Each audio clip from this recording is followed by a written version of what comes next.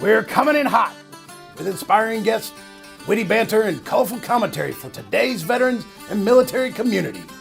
This is the Tango Alpha Lima podcast. They call me crazy cause I'm facing all my giants. They try to scare me into thinking I can fight it. They tell me I should never even think of trying. But that's just me, I'm gonna live out in defiance.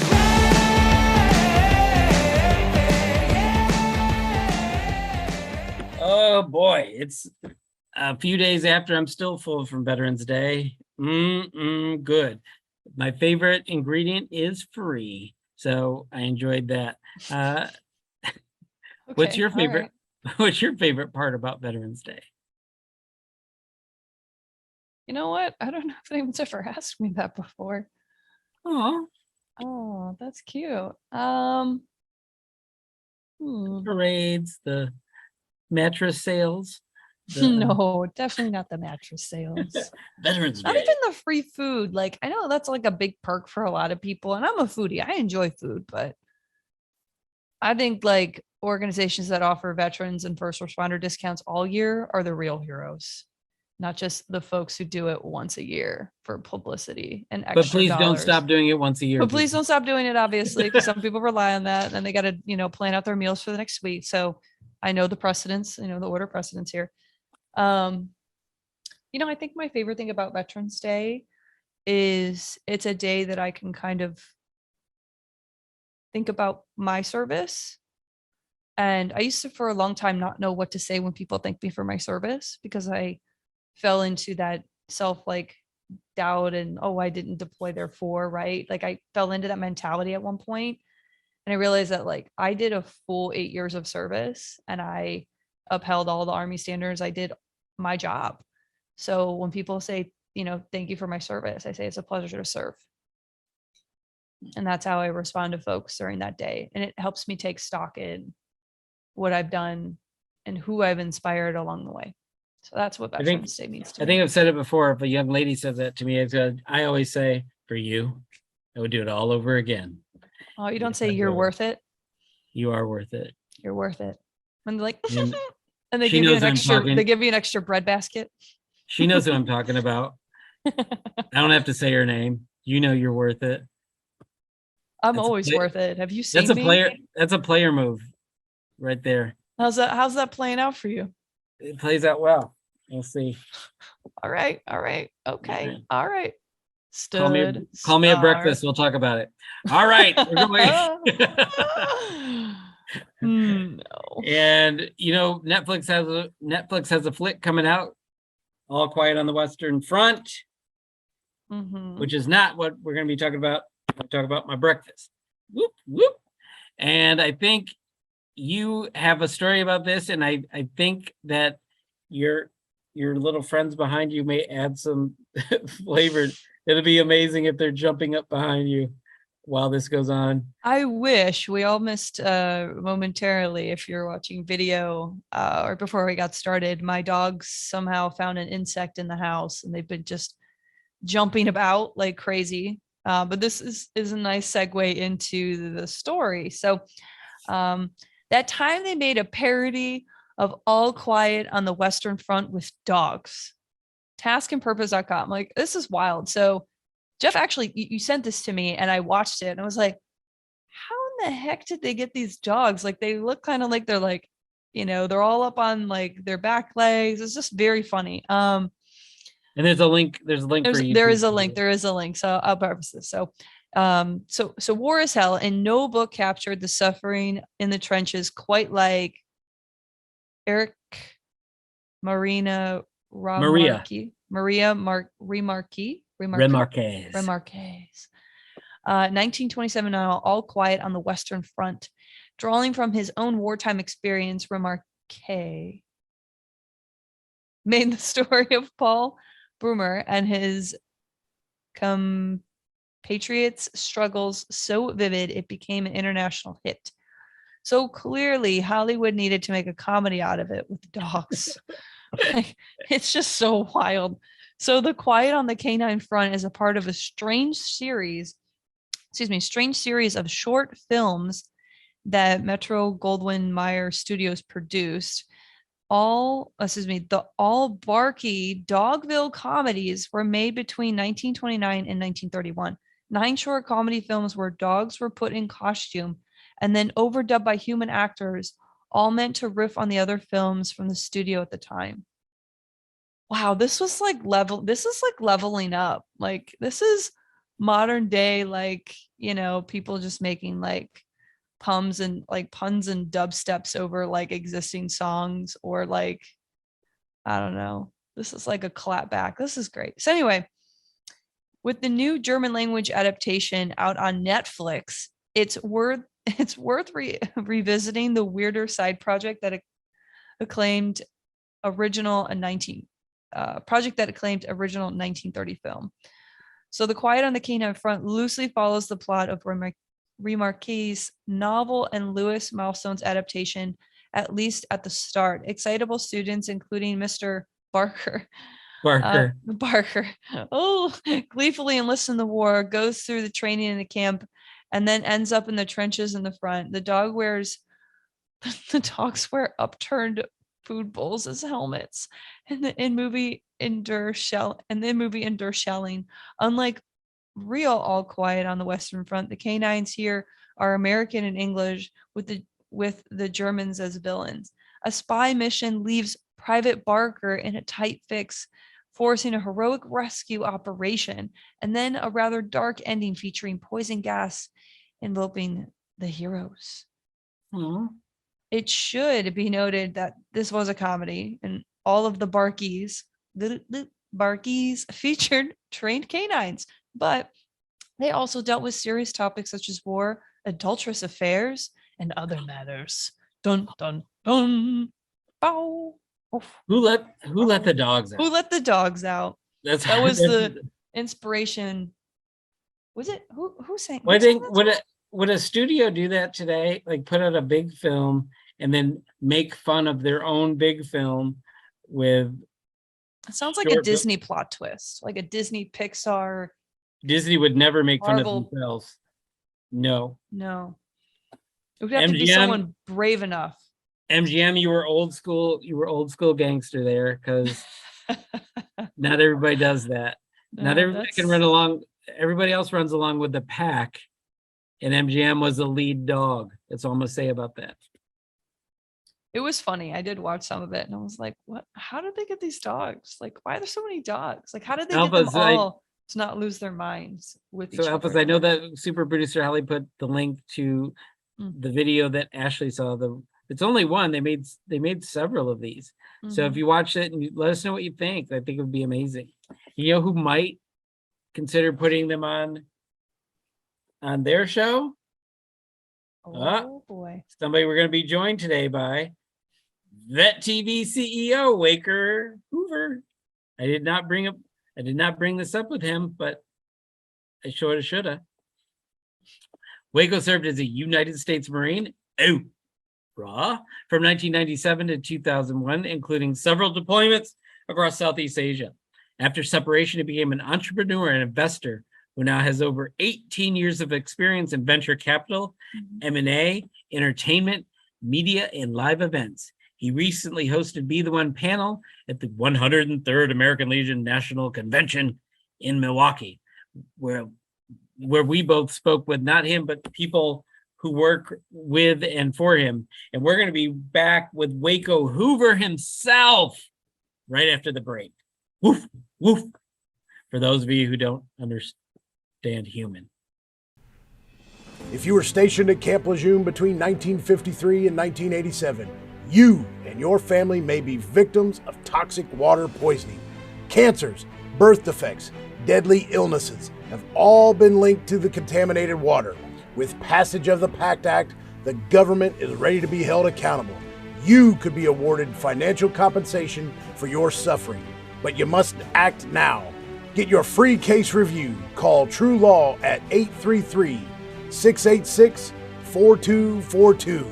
833-686-4242. Or visit justicecamp.com/TAL.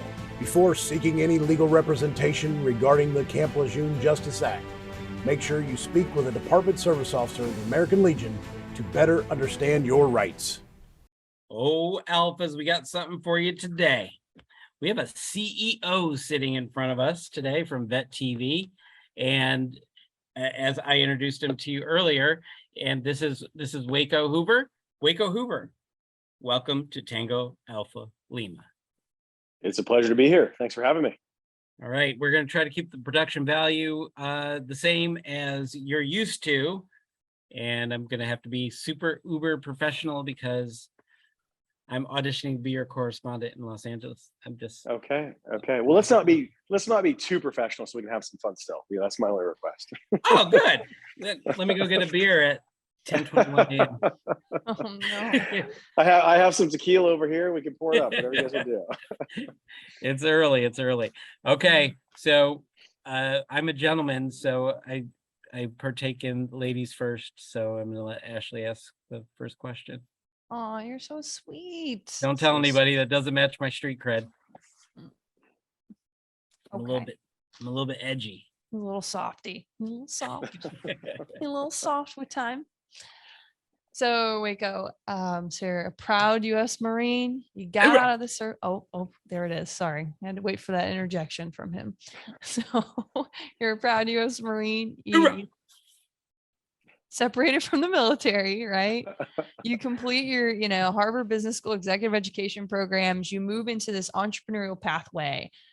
How exactly did you get from this transition? So you got out of the military. What led you to your education pathway and your interest in entrepreneurship and investing and entertainment? Yeah. So when I got out of the Marine Corps, before I went in the Marine Corps, I had promised my family, specifically my grandmother, who I was very close with, that, hey, Graham, I'm going to join the Marine Corps, do my 4 years, and I'm going to go to college and get my degree. I would say I was an atypical enlisted Marine, going in, and it was, but my experience was some of the, I was described as some of the best and worst times of my life, like most of us probably. But I'll say that, so I went to undergrad at NYU. After my freshman year, I went and did an internship at the Cannes Film Festival. And so when I moved to New York, I was like, I'm gonna do finance, ecom, let's just go that route, really traditional business. But when I went to the internship, it just opened my eyes to so much more that was out there. I was exposed to the entertainment industry, media, technology. It was really, really incredible just to, be exposed to that and realize that, wow, I don't have to just, go this very traditional finance corporate path. And that really kind of spurred my entrepreneurial bug, and which ended up, while I was in college, started 2 companies that we would go on to sell, years later. But it was really, like I said, an extraordinary experience of just trying something. Because honestly, when I had a buddy at school who said to me, he goes, "Hey Hoover, there's internships at the Cannes Film Festival. You go check it out." I was like, "Well, I don't really know what the Cannes Film Festival is, but 2.5 weeks in the south of France sounds awesome." So just taking a chance on a whim, and many years later, here we are. So that was literally the genesis and just kind of the starting point for everything else that I would do, for the past 20 years now, actually, to this year. Wow, that's incredible. I've always believed in serendipity. I think that sometimes we're just put into these pathways, and I think we're always prepared for the opportunity. Sometimes we want to talk ourselves out of it, and I'm happy that you had that moment, right? Like you went to that festival, you interned, you went to South France, which sounds lovely. That's a whole conversation separately. It was, and what, incidentally, what's really interesting is the reason why they picked me over the other candidates is because I had served in the Marine Corps. Okay. And so they thought, this guy he's deployed, over the world. And, he just has a completely different scope of experience for traveling internationally, all those different things that, the skill sets you acquire along the way versus somebody else who's a freshman or sophomore or junior in college who just wants to go in and do that. So that was really cool to learn along the way.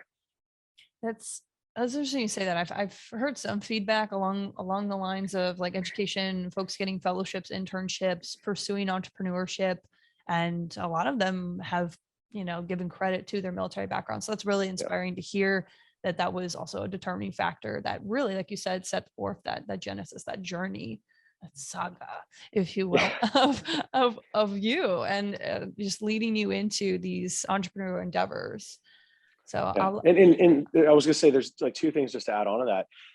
When I first was starting a business in college, I was like, well, I'm in college, I really have nothing to lose. But this was in 2002, and entrepreneurship wasn't this sexy founder thing. It wasn't like there was no Silicon Valley in terms of television show, and so it just meant that, oh yeah, you couldn't really get another job at that time. And so it was still the early days of all that. But to your comment just a moment ago, I 100% attribute my ability to stay the course growing businesses when sometimes it just seemed insane to keep going. All odds are stacked against you. Everything is going wrong, and the Marine Corps, just suck it up, gut it out, stay the course. Those things have been extraordinary with respect to growing businesses. I think those are very wise and inspiring words. I know there's a lot of entrepreneurs and there's a lot of wantrepreneurs. I don't know if you've heard that term or phrase before. I haven't, but I like that. That's great. There are folks that will be bootstrapped and they will find a way, they will figure it out, they will stay the course, just as you stated. And there are other folks that will give up, right? And even in entrepreneurship, like sometimes failure is imminent, like it's going to happen, but failure isn't final. Like I'm an entrepreneur myself, and I have made mistakes. Like that's expected, but it's about how you respond to those mistakes and push forward and adapt and improvise, overcome, right?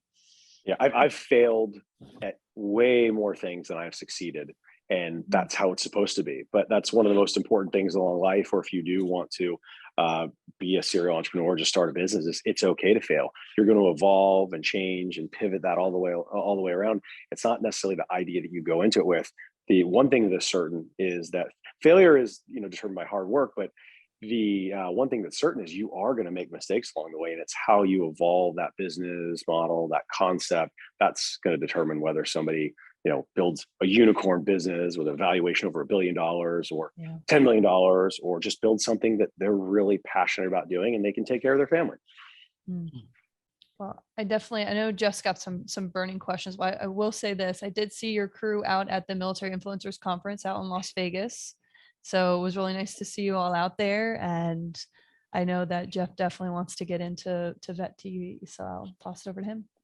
All right. I have a few things I want to clear up.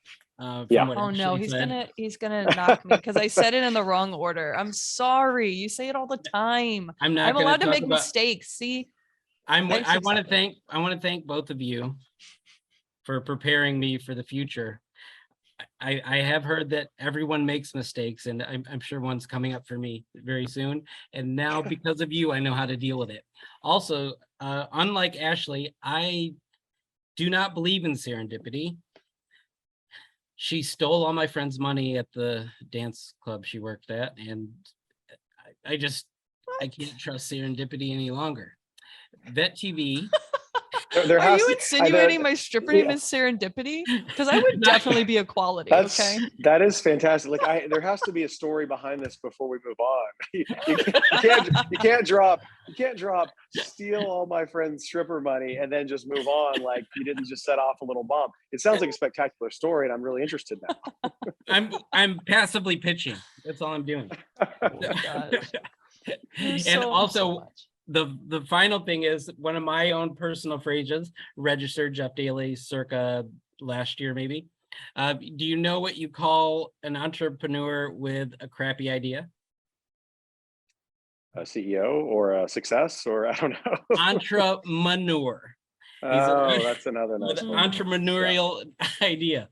So that's my take on entrepreneur. So they say in this world, do what you love. And you have combined all of the things, Ashley, that you love. But I defined all the things. I didn't just say all the things that you love. You did the military, you're into, you said when you went to Cannes, you got into tech and entertainment. And now you're doing this. Do you think part of the success of Vet TV is that you've combined all the things that you love? So there's a number of things that have contributed to the success of Vet TV.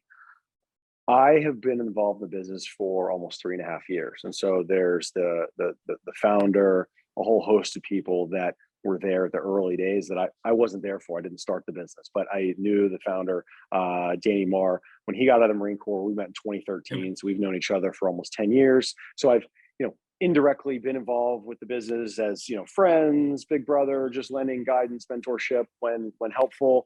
And so I said, I've only been formally involved with the business for about, like I said, almost 3 years. And I just put the CEO hat on in October of last year. So it's still very early days in the grand scheme of things. But to answer your original question, there are a whole host of things that have made the company successful. Number one, I think that, what we're doing, no one else has done until now. Mainstream media, mainstream Hollywood, they don't create film and television for those who served. They're not creating stories that are designed for all of us on this call today. All of our experiences, the subculture that is the military, regardless of what your MOS was, it's completely unique and different to civilians who haven't experienced that. Think about when I go on a business trip now, and today I'm gone for 3 days, 7 days, whatever it might be. My wife and family has never known that, but in the military, you're gone for 3 months, 7 months, longer, depending on where you're going and what you're doing. And so that experience, the strains on relationships, family, kids, very few people, unless you served or been close to it, can really appreciate that. And currently, there's no television programming serving that part of our community. And you guys know the stats. There's 21 million veterans active duty, another 19 million spouses. Then that doesn't even include, kids and family members. And so entertainment has always been at the forefront of cultural change. And we want to be a part of positive storytelling within the military community that can harness the same power that happens in other aspects of mainstream media. All of us grew up, with an icon, whether it was in sports or music or something else. And so again, if we can in some tiny way, inspire, inform, and entertain, our community to pursue their dreams or be a better version of their self or learn something or take a chance, whatever it might be, that's the power of storytelling. I think that's first and foremost the really special secret sauce about Vet TV. Another part of it is that we are all veterans who are creating stories and serving, our community. And there's a certain edge to how we tell stories. There's an authenticity that's a part of it. It's rugged, and it's supposed to be, because that's the military experience. It's all those things. We're thrown in from whether it's OCS or boot camp, if you're officer enlisted, high stress environments. And there's, again, strains on family, again, all this stuff. And so our stories reflect that experience, which is a really important aspect of what we're doing. And then the other part of it is the passion that we go into this. I serve on the board of a nonprofit, Irreverent Warriors, mission to prevent veteran suicide. We are a mission first brand. The company was started to build community, reinforce camaraderie, and ultimately improve the mental health of our community service members and prevent suicide, because social connections save lives. We're just doing that through entertainment by having a commonality in shows and things that are relatable to people. Those are some of the building blocks that have enabled us to be successful up until this point. Wow. You said a lot of good stuff. I'm going to tell you that I'm super flattered that you started with, you guys know the stats, because we don't. It was a compliment I had. I didn't even know I was throwing one out there. So yeah, you're giving undue credit. So that's a lot of mission. It's a lot of stuff that you're doing. As you were talking, I was thinking about there is a lot of content.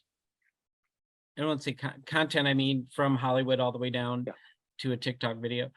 There is content about the military, but it all has to do with war or something dire, like someone suffering through whatever they're suffering through. And you guys have focused on comedy, but you're branching out. So what is your content mix, and where is it going? Sure. So, our our DNA, comedy is in our DNA, and it will always be there because, that is part of the military experience, laughing at, the really messed up situations that we experience along the way, the absurdity of military experience. Even though I'm incredibly proud of it, I can also acknowledge that some of the stuff was ridiculous. And they're outrageous stories, as we all know and can attest to. And so that'll always be there. But, I don't know about you guys, again, love comedy, but there's a lot of other things on my television at home. There's a lot of other things I watch with my wife and my friends and family. And so in order for us to, effectively really make the biggest impact we can on the military and serve, the broader military, we've got to expand, broaden the aperture, as we call it, for the types of shows that we're going to produce. So, earlier this year, we released one of our first documentaries, Let's Talk About the War, which is just an incredible piece. It's right now we're putting it out there to be screened on the festival circuit for film festivals over the country and in Europe. And so those are some of the different things we're doing. But in addition to that, we're licensing content. There's an incredible show called Operation Hidden Treasures that was done with J-Dog, with Grunt Style, with Irreverent Warriors, and the producer was a gentleman named Jim Millio. Do you guys remember that show, Dog Whisper, with Cesar Millan by chance? Mm-hmm. Yeah. It's still a show, isn't it, or no?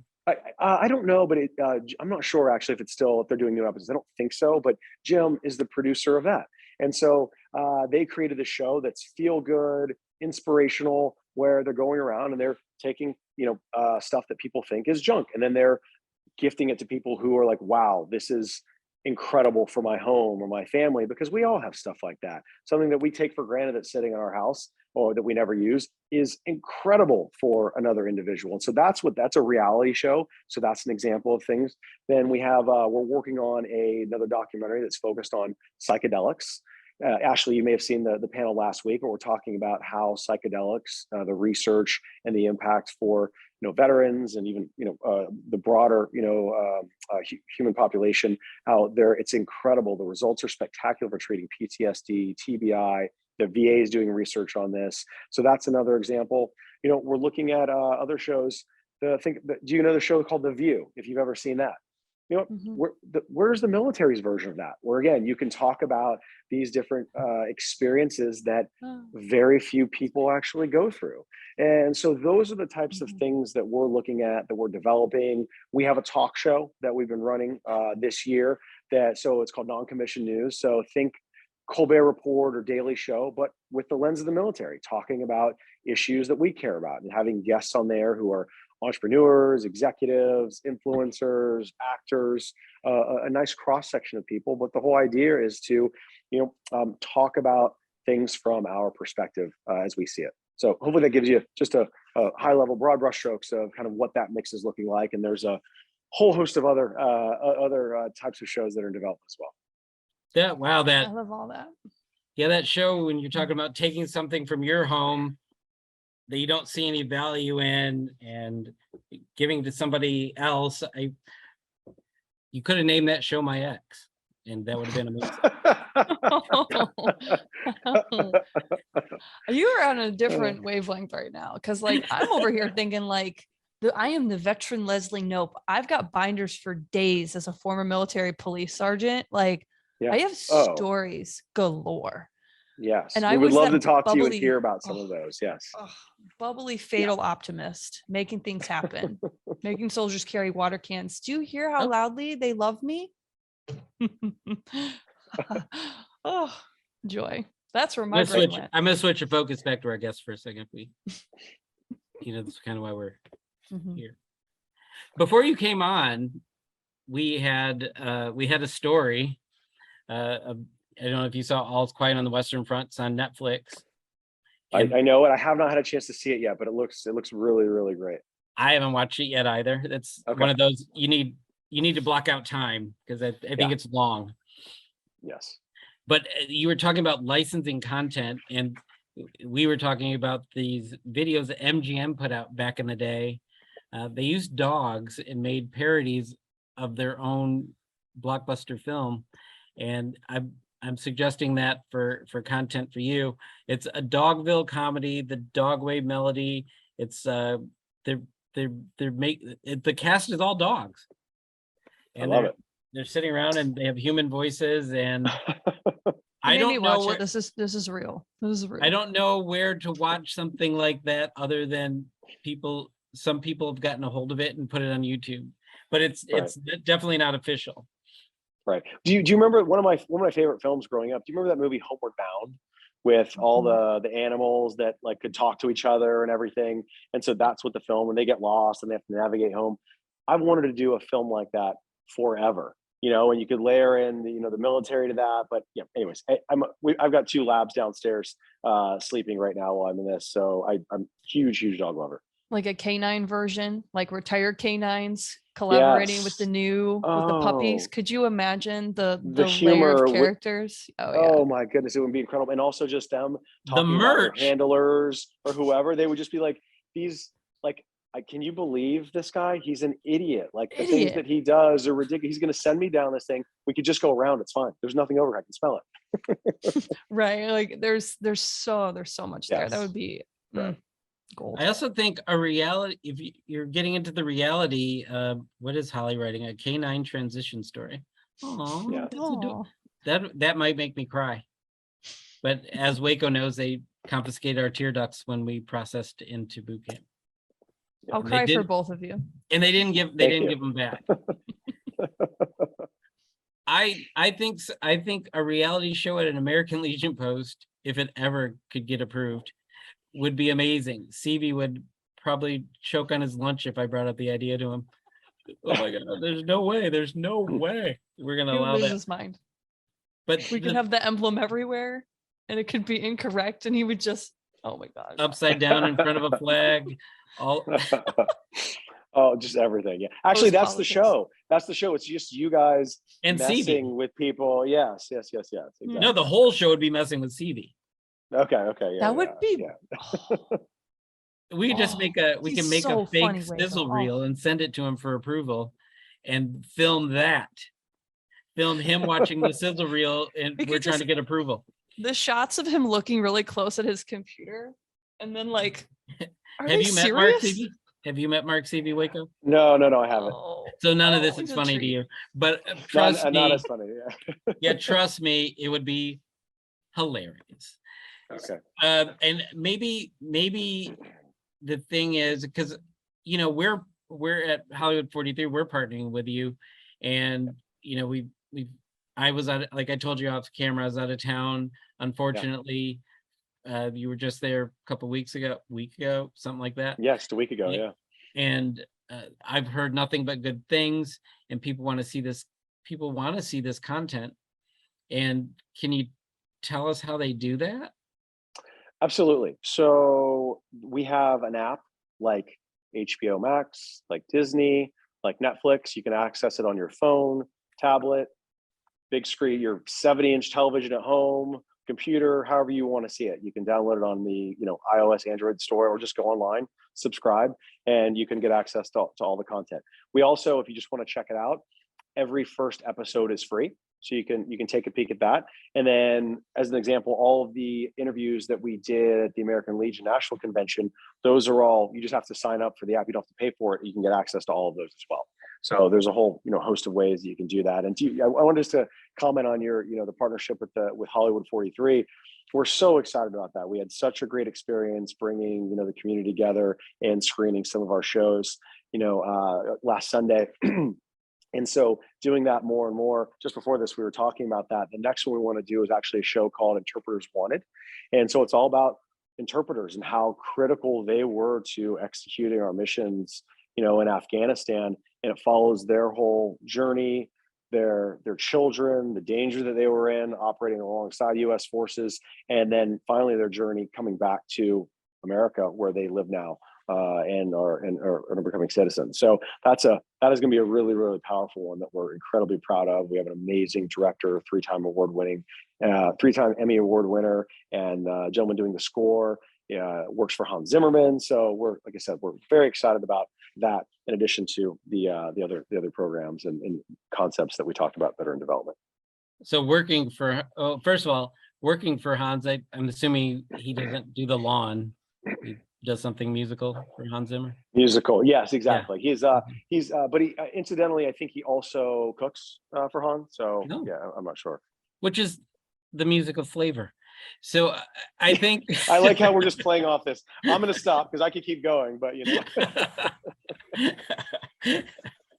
I had a question for Holly, but we got lost in the ridiculousness, so I forgot. Oh, I was gonna say, did you get that 43 plug? It was the audio clear, and was the lighting good on him?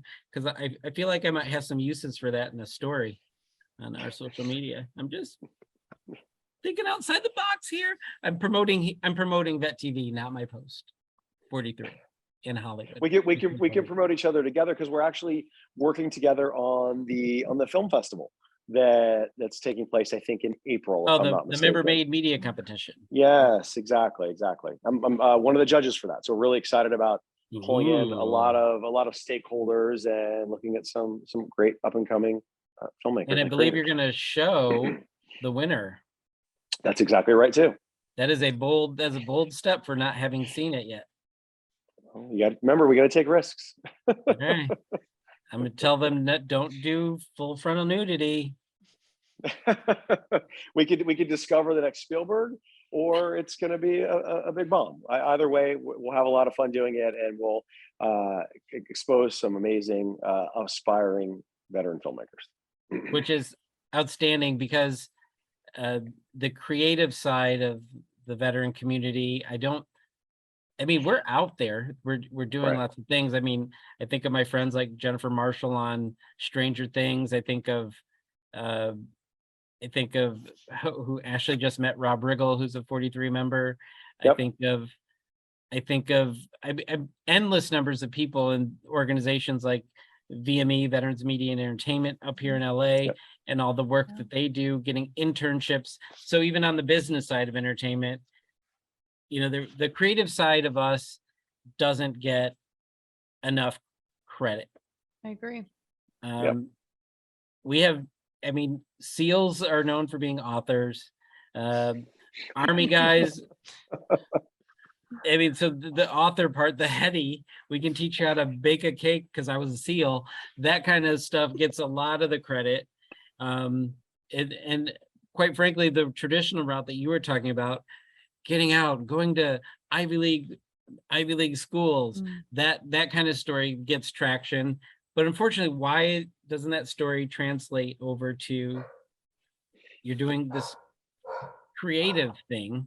You're not following the stereotype of the veteran, or let's just say it, a Marine. Right. People don't think that we're creative, and I love that you're putting it out there. Well, you know, and it's a really interesting point you make, because we oftentimes think that we could do a much better job of how we portray the veteran or the member of the military. There's a lot of stereotypes that exist with that. And, you know, we want to do, for a lot of our storytelling, you know, we want to tell the aspiring celebratory aspects of what's out there. I mean, think about, you know, the founder of FedEx. He's a former Marine. You know, that's a really cool story to tell. That's an uplifting story to tell about just all the trials, tribulations, challenges that he had in building that business, and all the life stuff along the way, because it's hard enough building a business, but it's, you know, incredibly hard doing that when you've got a family and all the other things that, you know, all of us are dealing with, or you're dealing with a bunch of demons up here that you're trying to work through too. So, you know, again, but like I said, that's the, you know, dispelling that myth, I think that exists out there is a really important aspect of what we can do for the military community. But I think also for the future of the military, it's something that's really important. You know, if you look at it, for the last 20 years, you know, we've been, you know, celebrating the military, and we've been, you know, putting so many service members, you know, parading them out in front of football games, concerts, these types of things, which I think is amazing. We should be doing that. But, you know, a lot of them, you know, are you know, the broken and the battered, and those are incredibly important stories to celebrate and tell. But there's a lot of other stories that are out there that we can be telling too, so that when a mom or dad who their kid comes and says, hey, you know what? I might want to join the military. We need to share those stories so people see the other side of that, the incredible people that are coming out of the military and transitioning post-service. And that is such an important aspect of how we ensure that we have, the strongest military in the world. Because look around what's happening globally. It doesn't look like humanity is calming down as it relates to less war, sadly enough. And so it's just one of those things that, like, do we feel like we're a part of national security and combat readiness? No, but through storytelling and how we portray, members of the military, I think we do in some respect as we get bigger and bigger and our stories can be shared more broadly. Did you get clean audio on that too? Because he just dropped the mic. So Vet TV is not just helping vets. Vet TV is helping the military, helping in the recruiting, because all branches except for which one, Waco, had trouble with their goals in recruiting this year? I think it may have been the URA branch. Yeah, the Marine Corps. The Marine Corps, I think. Yeah. The only one that met the recruiting goals. And you know why? Because people see themselves as becoming excellent through the Eagle, Globe, and Anchor. That's what works. Right. Esprit de corps. The crap of climbing a mountain and slaying a dragon, that didn't work. We're gonna throw that one out with the Army of One. Like that. I'm not a team player. I'm an Army of One. That was a terrible decision. And Look, I don't even know what our current slogan is. Let's be real. I'm just like, okay. it's let's be real. That's a weird slogan for Maybe, recruiting. could be. If they're taking, good fairy ideas. All right, but Waco, you've got world saving to do. You put a lot on your shoulders. We are not going to keep you much longer. In fact, because we have an appointment, I think. That was me fake typing on my other computer here. We have an appointment to talk about you, but we can't have you there. It's top secret, behind the scenes. Seems fair. Yeah, it's top secret until 11/15, till November 15th, when the episode comes out. Then you can watch it. But I don't think we're gonna have anything but great stuff to say. Your personal journey is amazing, and you're telling the story of other people's journeys is admirable. Thank you. We love what we're doing and are really excited to keep doing it and make it, as meaningful and make the biggest contribution we can. Well, thank you. I don't want to keep you. I'm sure you have another pitch meeting about a buddy comedy called Jeff and Ashley. I was going to put it in alphabetical order, but I wasn't first, so I did it reverse alphabetical order. You guys are going to be the first that we call to do the canine transition cartoon story. You guys are going to be the voices for the characters. Thank you. Right. That would be glorious. I And he will said- channel all of my sarcasm and veteran Leslie Knope, Sergeant G, Mama G. I will channel it all into some sassy dog who knows what's up. Stop! He's not going to call us now. What? I am. What? We need a sassy dog. We need a sassy dog character. Hide who you are until we get the call. All right. It's like dating. Don't show who you are right away. What? That's terrible advice. Nobody listened to that. Oh my gosh. Oh my God. People think I'm an entrepreneur that went to Harvard when I go on a first date. Oh my. No. I do think, on the dating thing, I think, when my wife and I first met, we were very open with each other. She's an attorney, so we both have really dark senses of humors. And we pretty much showed our hand pretty immediately. We didn't kind of play the game or anything like that, dancing around it. I think thank you. It's at some point in your life, I think there's something to be said for just being who you are. You know what I mean? Like, that doesn't mean like, and again, if your house is super messy and gross, like, don't be that person initially. Then you have a hard sell, on that. But I think being upfront, because why do you want to waste their time or your time? That's how I think. Thank you, Waco. Thank you. That's currently my life right now. You're making it sound romantic, Waco, but you said she's I'm a storyteller. That's my job, Jeff. She basically cross-examined you, and you were under oath. You had no defense. That's my kind of woman. Yes. All of And the here we are. yeses. She All right, ringed we're up doing and, that. We're doing the Locked it in. Midwest. We're doing the Gotta go. Midwest goodbye thing, and Holly's motioning me to get us off the air because we can't afford to pay Waco's overtime. So thank you so much for being here, and I look forward to seeing more content on Vet TV and telling everyone I know, all the alphas out there, tune in to Vet TV because it's where you want to be. that was great. There we go. Thank you guys. I really Thanks. appreciate it. Thanks for having me. Thank you. Giving Tuesday was created in 2012 as a global day of giving. This year, Giving Tuesday is November 29th, and it marks the start of the season where many make an extra effort to help others.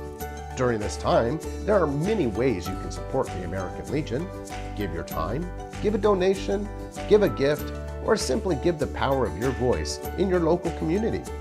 Whatever you give will help support the well-being of veterans, the military, their families, and communities. Learn more at legion.org/Giving Tuesday. Wow, that was a lot of entertainment goodness wrapped up in an interview. And I guess I'll give my takeaway first. Vet TV is an amazing outlet. I think they're doing great work.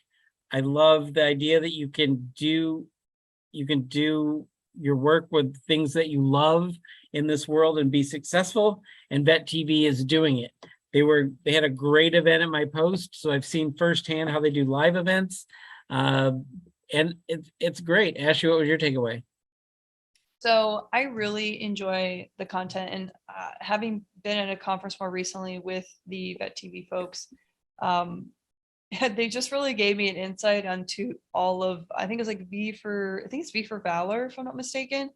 So it was one of the pieces of content that was recommended to me. So it's really nice to hear Waco talk about his journey and transition and how he is the serial entrepreneur. I think that's a really viable option for a lot of service members in transition who are interested in the creative arts. As we discussed, I don't think that we put a lot of emphasis on veterans being creative. I think we're creative problem solvers, but in the creative arts, there's never really a spotlight on us. So there are a lot of programs out there. And Vet TV is really shining a light on those creatives and bringing content that's relatable to an audience that otherwise is underrepresented. So I think it's a really great organization. I think they're doing really great stuff, and I'm excited to see what continued content they produce. All right, and some of the content they produced included the two very people you're looking at on the screen. They have some videos that feature the two of us, not together. We never got interviewed together, unfortunately. I guess we do enough. If people want to see us together, here it is. Those videos are available on Vet TV. You can download their app, and it's ahead of the paywall. A lot of their shows, like he said, you can watch the first episode free, but you can watch all of the American Legion videos that were made at the National Convention by Vet TV for free. Zippo zero zilch, and you'll be so impressed that I'm sure you'll consider subscribing to Vet TV. But until that moment, we have something more for you. It's free, no paywall involved, and it is part of our amazing day. Ashley's muted, so I'm going to go into this. I'm going to start it by myself, and she will join me when she wants to join me. And we're going to go pew, pew, pew, pew, pew. Rapid fire. Rapid fire number one. Pentagon attributes UFO sightings to spies, airborne trash. There's no and, so I'm assuming they're calling spies the airborne trash, which is kind of insulting to a visitor. This is from the Military Times by Jonathan Layerfeld.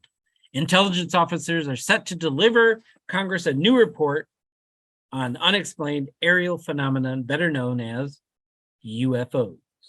The document from the Office of the Director of National Intelligence will provide an update to a report the intelligence agency made public in June 2021, which explored more than 140 incidents of UAP encounters between 2004 and 2021.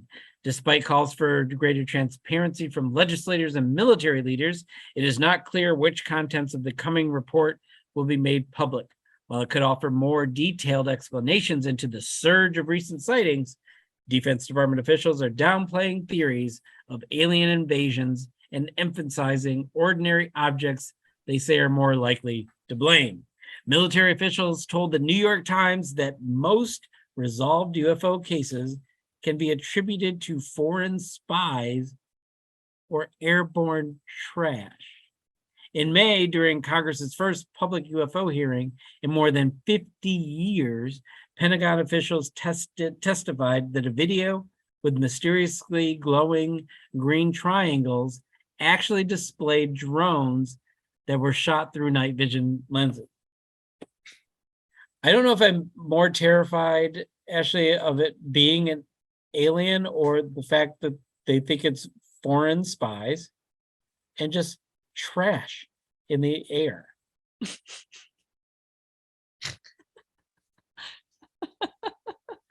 Oh, only in Nothing in a America. UFO, Only in that's just- America, ladies and gentlemen. Not a UFO, that's just toxic garbage. Don't worry about it. It's toxic garbage floating through the air. Now that we know Going about your business. BPA and particles everywhere and smog, or no one believes in global warming these days, it feels like. So, How they call all it- of the above. How they Who call it knows? space junk. So maybe the UFOs are going to be for Space Force to they can clean up the atmosphere. Yeah, something to Maybe do. that could be a new, that could be a new initiative. That's They're a good really going to idea. they're really going to tell us foreign spies. That does not make me feel better. Foreign spies. Trash in my air doesn't make me feel better. I'd rather, and here's the thing. So they say the ones that have been kind of figured out, those were trash and foreign spies. Still seems far-fetched to me, but hey, I'm not a NASA guy. But what about all the ones that weren't figured out? Huh? I don't know. Little green men. Sounds And like women, I guess, if they procreate like we do. See, happy? I did that for you. aw, I potentially told an alien her story. that was really sweet. Look at you being all generous. You almost said woke. I almost said woke. You're right. that I what- almost did. And I said, you know what? He's probably expecting me to say that. I've been working with you too long. I know you too well. And you're gonna say woke, and I was gonna say it's not woke, that's sleepwalking, because that's ridiculous. All right. As they now- enter in your dreams. We're not, let's not talk about that on air. That's private. All right, we're going to rapid fire number pew, pew, 2. Here we go. It's getting saucy. Oh up in man, here. this is good. Woo. This is saucy. The Mm. military is extremely sex negative, says Army Reserve Major, who made a porn video. If you're Army Reserve Major Mike Itkis, Ickis? if you reverse those syllables, it's kiss it. That should be his porn name. And running for Congress as an Just- independent candidate in New York's 12th congressional district, how do you follow up all the attention you generated? Why is the thing going over my words?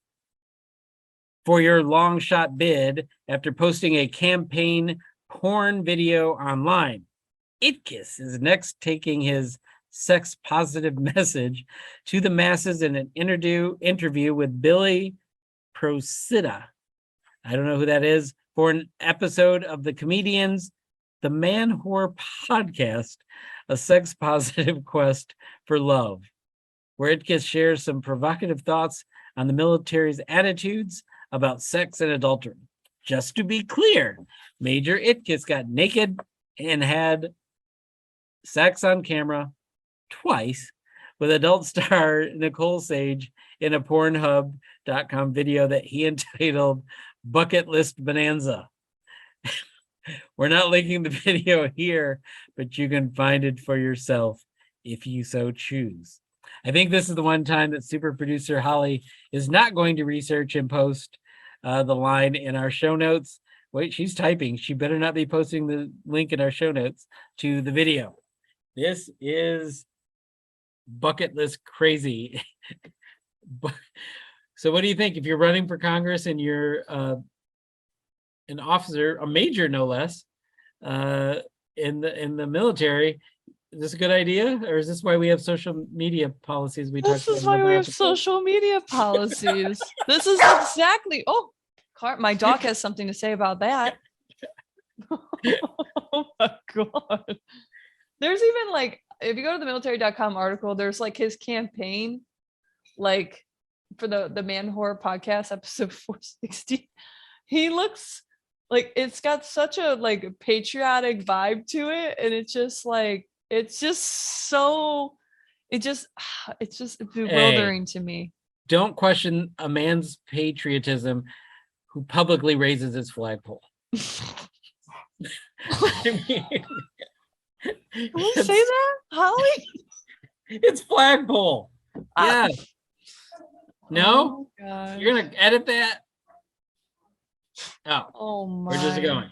So I'm just saying, how is this helping him run for Congress? Listen, there's that weird turn of phrase where they say like, there's no such thing as bad PR. I don't know. This one kind of puts you in the category of like, that's a lot. I mean, don't get me wrong. Like I'm a sex positive individual, but if I were going to run for office, like that's not something I would even consider in the marketing plan. Like somebody pitched that out to him. Somebody said, you know what would get us views? I think he pitched that out. You think he pitched it? Yeah. So I'm sure there was some half-brained something in there that did the market research and said, you know what? You know how many people watch porn? This is where you need to go. I'm sure somebody crunched numbers, Mr. Economics Data Man. I'm sure somebody pitched it to him actively. And he was like, all right, cool. What do I have to lose? I mean, It's my first time go at this. Pun not I think intended. somebody would have. I'm not even going to say it. My puns are in too much danger of getting edited. But I will say, I would think somebody would have a better head on their shoulders, and leave it at that.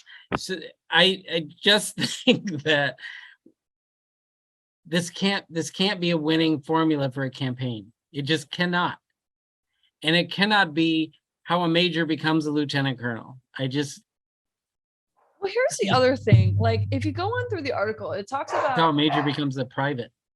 Well, is that's exactly private. how it happens. But it says, in this question, in this article, hold on. We're pausing for a dog barking break. Ashley's going to be back momentarily. Yeah. Oh my goodness. Sorry, my doggos are barking like crazy. So it goes on to say, adultery in the military says, are the U.S. military rules about adultery necessary to preserve order, or have they become outdated? You can probably guess where ICUS lands on this one. The military still enforces adultery laws. It's a federal case effectively. ICUS, blah, blah, blah, said it's only recently that they stopped persecuting people or prosecuting people who are separated.